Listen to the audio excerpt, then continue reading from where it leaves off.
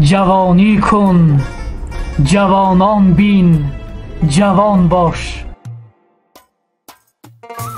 با ابتکاری کمیته کار با جوانان و ورزش نزد حکومت جمهوری تاجیکستان در دایره برگزاری ماهواره جوانان بخشیده بر روز جوانان تاجیکستان، مهمانی مناطق کشور تحت عنوان دوست آید گرم در آغوش گیر طبق نقشه کمیته به شهر و ناحیه های دوشنبه، فیض‌آباد، راغون، نورآباد و رشت رهسپار گردیدند.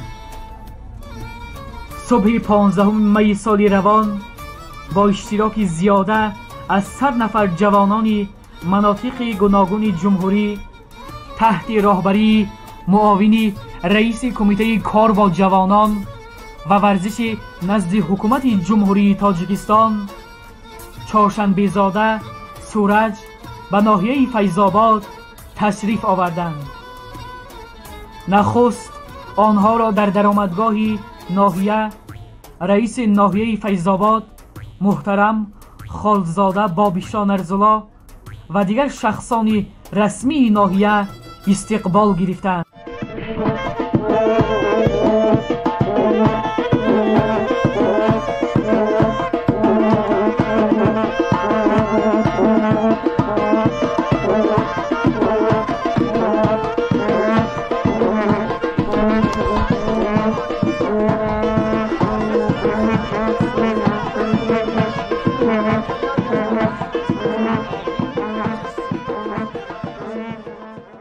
ملکی سخاکی تاجیکستانی من است.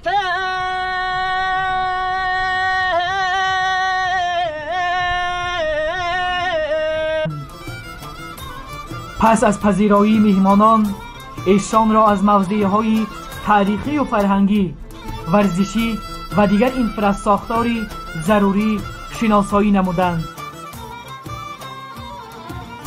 دقت بیشتری میهمانان را مقبره خواجه حاتمی اسم، آثارخانه هنرپیشه خلقی جمهوری تاجیکستان خیام‌الدین چقلوف، ورزشگاه مرکزی، آب معدنی فیض‌آباد، باغ مرکزی به نام بازار صابر و آثارخانه تاریخ و کشورشناسی ناحیه به خود جلب نمود.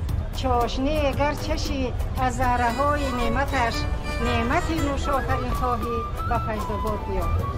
مهر و شفقت، نوری وحدت در ضمیر داره ما، مادری مهرآفرین خواهی به فیض‌آباد بیا.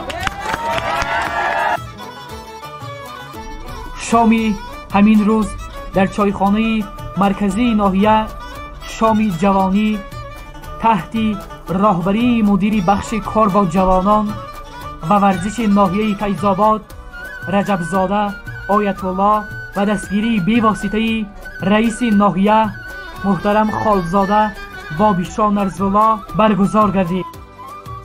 در فرجام شام جوانان رئیس ناحیه به سخن برآمده همه اشتراکچیان را بخشیده به روز جوانان تاجیکستان تبریک نموده به هر یکی از آنها تحفه های خاطرمان تقدیم نمودند.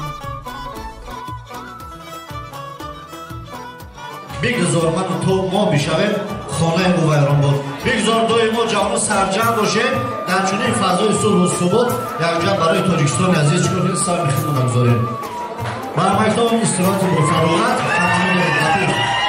جوانی را محبت یار بادا، جوانی را گلشن و گلزار بادا.